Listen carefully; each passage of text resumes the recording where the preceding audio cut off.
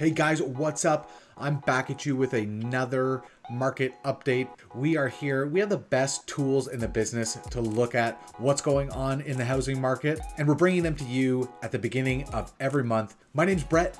I work with the Sarah Walsh real estate team, and we're a real estate team out here in Durham region.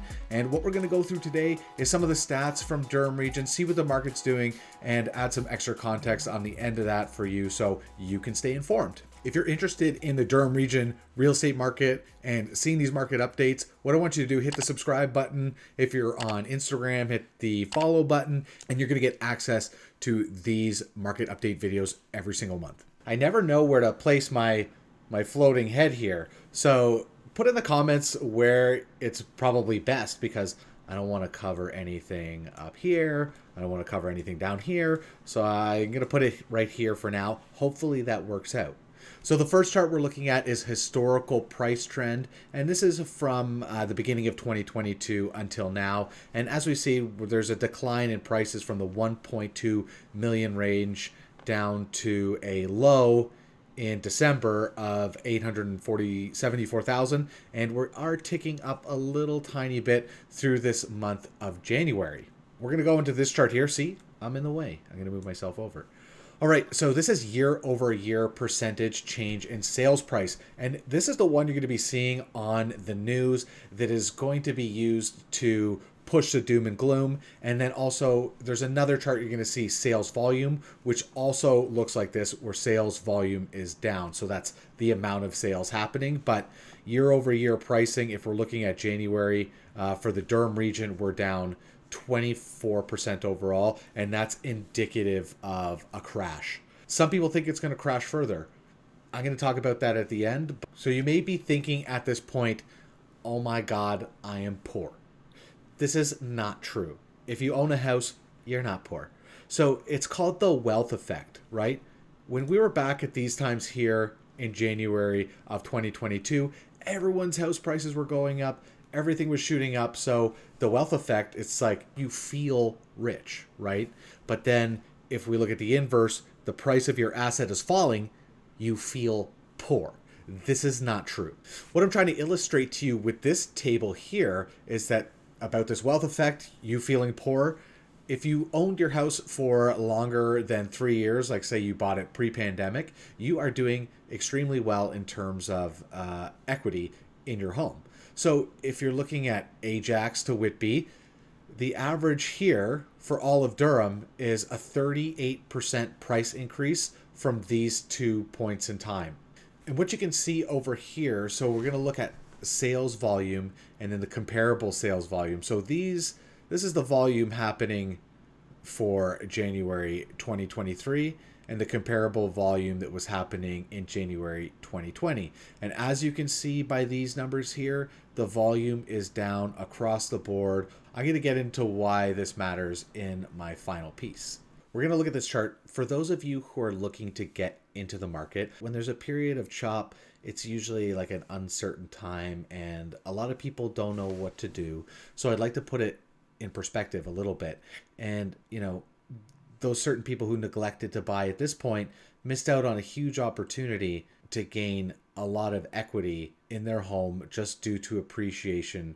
So you might be saying, oh, well, I've heard that there's going to be a subsequent crash. I heard that it's going to crash and go down. And, you know, I'm not really trying to convince you. If that's what you believe, then it's probably not a good time for you to get in the market. So why do people think the market is going to take a further drop down? I just want to point at this article here, and it's stating from January 13th, 2023, while the national mortgage delinquency rate is at a historic low of 0.14%, the Bank of Canada is poised to raise interest rates yet again on January 25th, which they did. They raised it 25 basis points.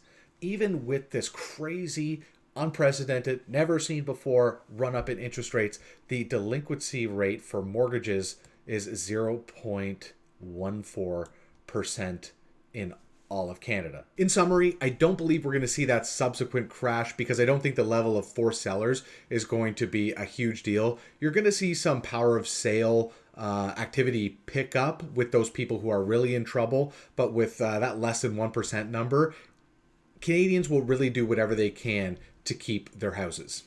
And as far as the Durham market goes, prices are flattening off a little bit.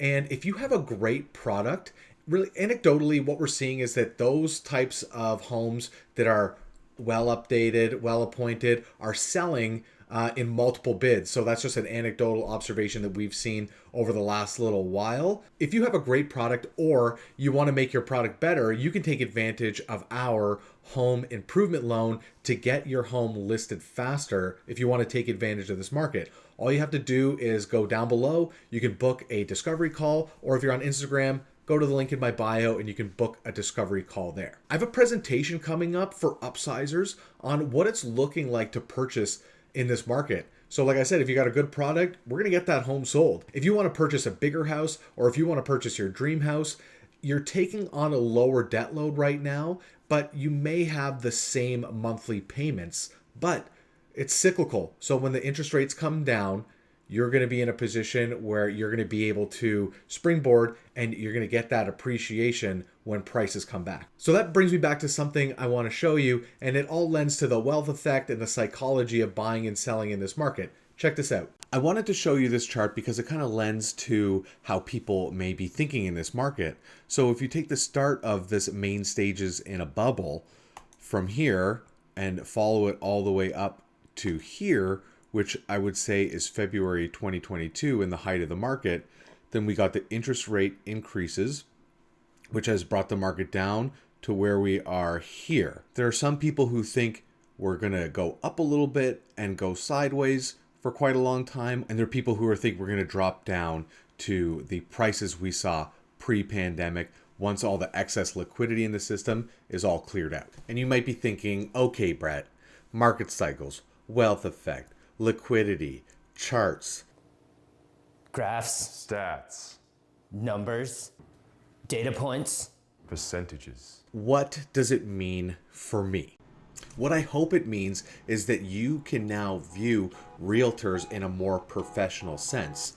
I did a training recently in negotiations with a woman named Suze Cummings. She's a former realtor, and if there's any other realtors watching this, I'm pretty sure that they'll know who that is. And the course was aiming to make realtors more professional negotiators, because I think sometimes consumers don't trust realtors. So all of this stuff that I'm saying, it's not meant to be a prediction or to find out some information that someone doesn't know so you can time the market better. That's not what it is.